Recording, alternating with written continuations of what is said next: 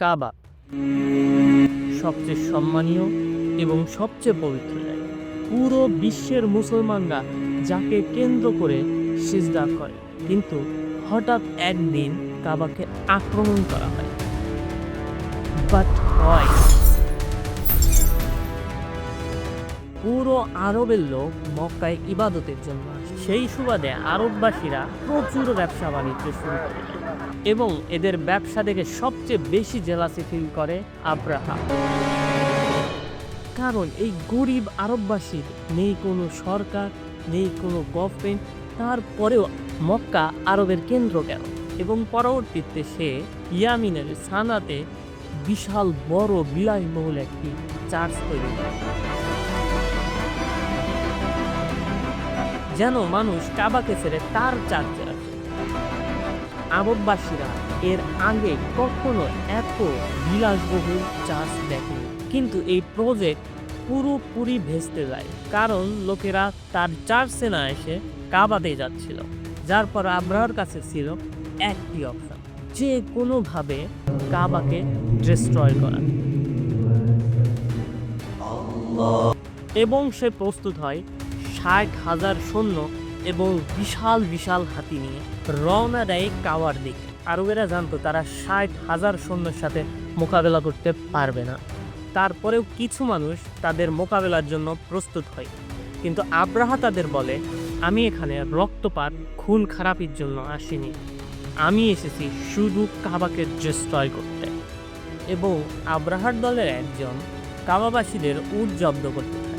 তার মধ্যে আব্দুল মুত্তালিবের 200 উট জব্দ করে। আব্দুল মুত্তালিব সেই জেনারেলে নিয়ে আব্রাহার সাথে দেখা করতে যান। আব্দুল মুত্তালিব দেখতে অনেক সুঠাম এবং অনেক সুদর্শনী ছিল, তাকে দেখলে যে কারো মনে শ্রদ্ধা জাগে।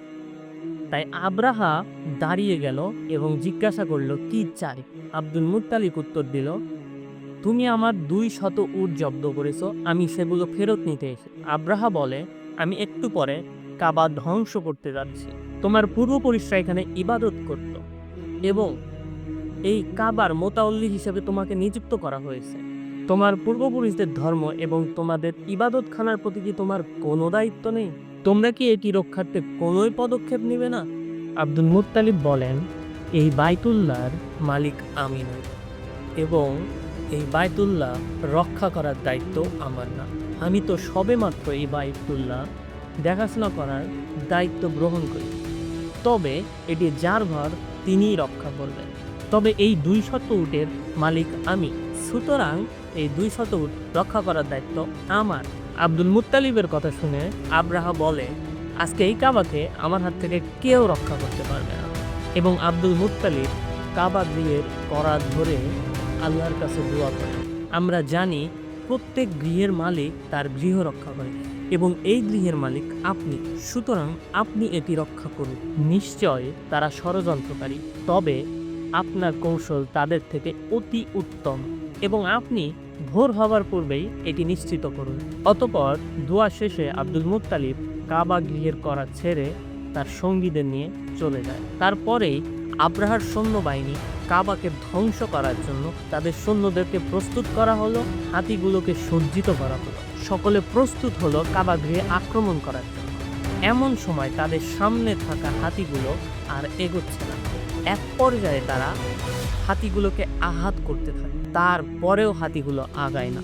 অতঃপর সমুদ্রের দিক থেকে এক ঝাঁক কালো পাখি মেঘের মতো তাদের দিকে আসে।